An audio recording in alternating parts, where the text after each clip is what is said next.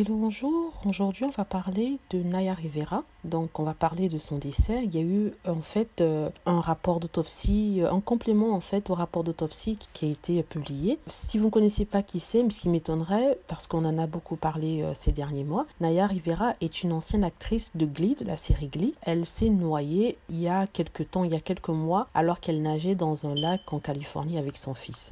Donc c'est une nouvelle qui a choqué parce qu'on la connaissait, elle était connue de tous, elle était aimée elle était proche de certaines stars du cinéma. C'était quelqu'un qui peut-être avait des petits problèmes, mais qui était adorable, qui était gentil, qui a toujours été là pour aider les autres, qui s'exprimait sur les médias sociaux, qui parlait de santé mentale, qui parlait de choses qui la rendaient heureuse. Et malheureusement, elle a perdu la vie si tôt, et étant maman d'un petit garçon. On vient d'apprendre que elle s'est noyée par accident, ça c'est sûr, mais aussi qu'elle avait une maladie assez mystérieuse qui n'était pas connue du public. Elle souffrait de vertiges, des vertiges qui empiraient lorsqu'elle était dans l'eau. En fait, c'est selon un magazine américain. Elle a été plusieurs fois traitée pour des étourdissements à l'hôpital de Cedars-Sinai à Los Angeles. Et on peut lire dans le rapport ceci: la défunte avait des vertiges au point de vomir, mais elle a appris à contrôler les symptômes avec des antihistaminiques. C'est le rapport qui le dit, qui dit qu'elle avait des problèmes de vertige, mais des vertiges qui peuvent être aggravés dans certaines situations,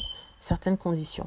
C'est vraiment triste pour cette jeune femme, cette jeune maman qui adorait tant son enfant. Elle était avec lui sur un bateau. Après ça, ils sont allés se nager pendant quelques minutes, mais on ne sait pas ce qui s'est passé. Elle s'est sentie mal. Elle a demandé à son fils de remonter rapidement sur le bateau, mais elle n'a pas pu le faire, elle, malheureusement, parce qu'il était trop tard, elle était épuisée. Elle a juste eu le temps de crier avant de disparaître sous les eaux. Donc l'endroit où elle était aux États-Unis a été sujet de plaintes. Il y a plusieurs personnes qui se sont plaintes de la profondeur. Il y a aussi un effet de siphon qui se faisait dans cette eau-là à cause, bien sûr, de peut-être des courants. Je crois que c'est du courant. Et justement, les parents d'une jeune femme qui était décédée au même endroit, dans les mêmes conditions, avaient déjà demandé à ce que la nage soit interdite dans cet endroit-là parce que ce sont des eaux dangereuses, parce qu'il y a un effet de courant assez rapide qui peut surprendre et prendre le dessus sur une personne aussi meilleure qu'elle puisse être. On disait que Naya, justement, est une très très bonne nageuse. C'est pour ça qu'elle est allée nager toute seule avec son fils, même si certains ont questionné le fait d'aller avec un enfant aussi jeune, toute seule sur un bateau, nager en